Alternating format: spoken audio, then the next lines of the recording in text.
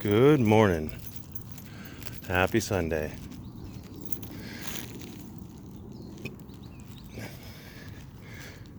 People have had questions about when does attorney-client privilege and when does the duty of confidentiality begin. And unsurprisingly enough, they both begin as soon as the potential client seeks the representation of the attorney. Anything that potential client tells the attorney is protected by the duty of confidentiality, at least in California. I mean, your state may vary. Every state has their own local interpretations, their own rules. But in California, the duty of confidentiality kicks in as soon as the potential client starts telling the attorney things about the case. Now, there's lots of exceptions to that. Like if it's something that like the attorney already knew from a news story, then that's probably not going to be a breach of the duty of confidentiality if the attorney spills it. But if the attorney learns it in the course of representing the client, like he wouldn't have had access to the evidence, documentation, secret, whatever it is, but for his representation of the client, then the duty of confidentiality most likely attaches. And this is a very broad brush overview, so there are lots of exceptions, but that's generally what you're looking at. The attorney-client privilege is, again, a privilege against testimony or evidence being introduced into court. The attorney-client privilege is basically saying that if the opposing party wants to have your client testify about what you said to the client, or have you testify about what you said to the client, or if they seek emails between you and your client or something like that, you can assert the attorney. You're actually obligated. The client can waive it, but the attorney is obligated to assert the attorney-client privilege, preventing that material or testimony from being turned over to the opposing party. It is just a evidentiary privilege. That's all it is. If you violate it, if the attorney violates it, then maybe there is some sort of a malpractice there. Maybe the attorney has violated the duty of confidence. But the attorney-client privilege is not the thing that the attorney would violate by disseminating a video or something like that. It would be the duty of confidence.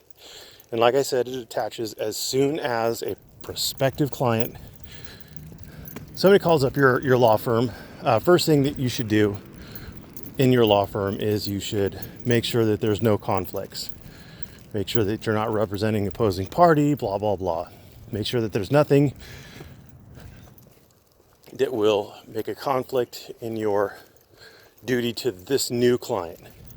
Then you bring the client in and you ask the client, what's up? What are we here for today? What can I do to represent you?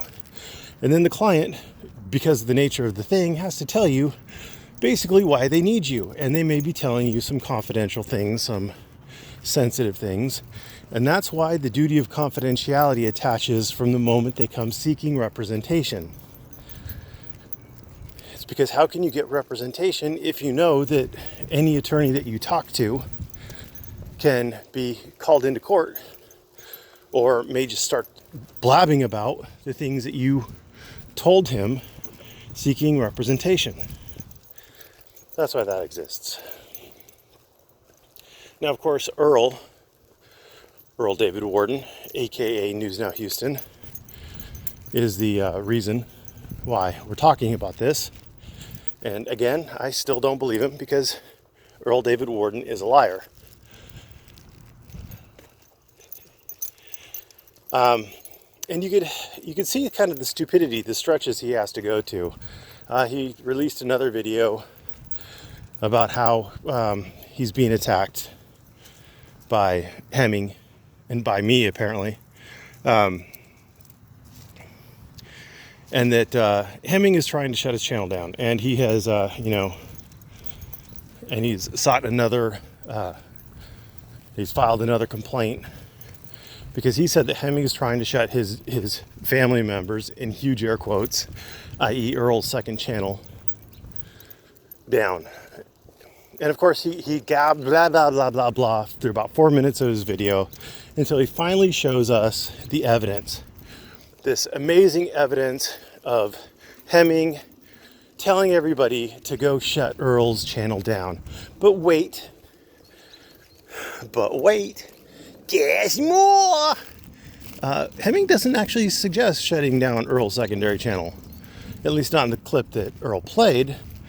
Hemming suggested that since it was such a generic name, News Now Community Watch or something like that, Hemming said that everybody should go out and make a News Now community channel,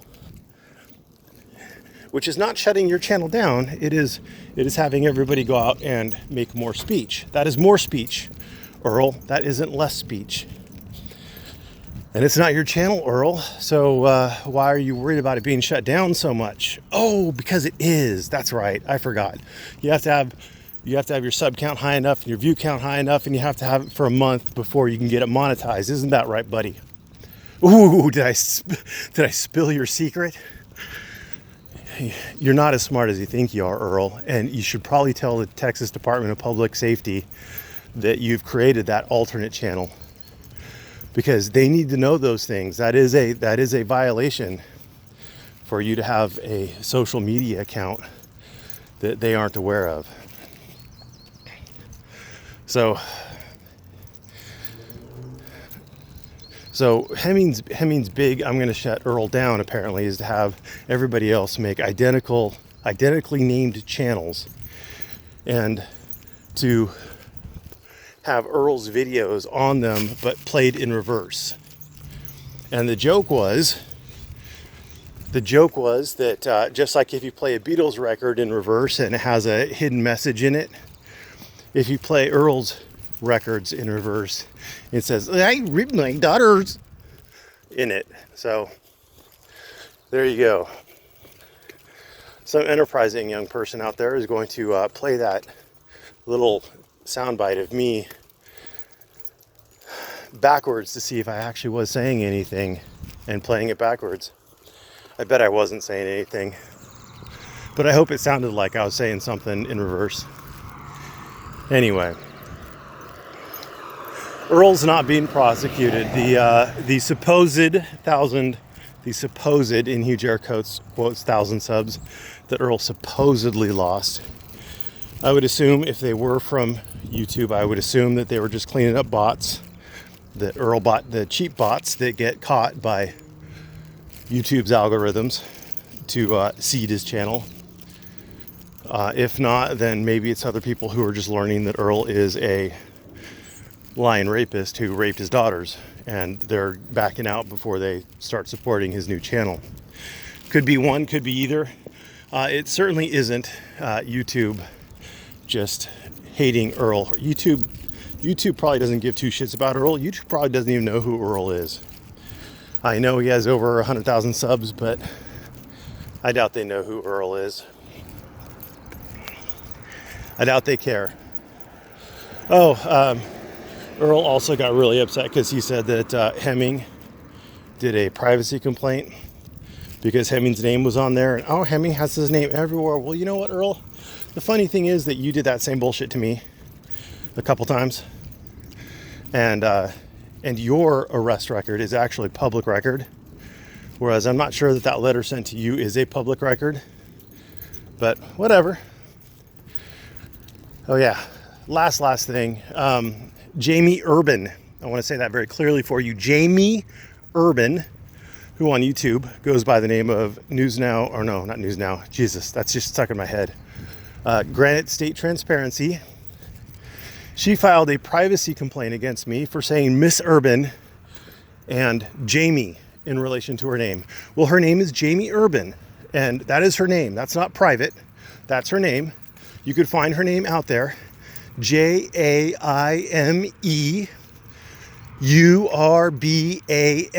Jamie Urban. So have fun, kids. I mean, it's not like all of her dirty secrets haven't been out there forever. Speaking of which, Earl's big release of his bar complaints, those have been on my Discord server for like at least a week before he put that video out. So I don't know what the hell. I don't know if he released it twice or what, but his and Silent Citizens have been on my Discord server for a while. So I don't know. Old news, dude. Old news. Anyway, I'm rambling now. Thanks for watching. Have a great day.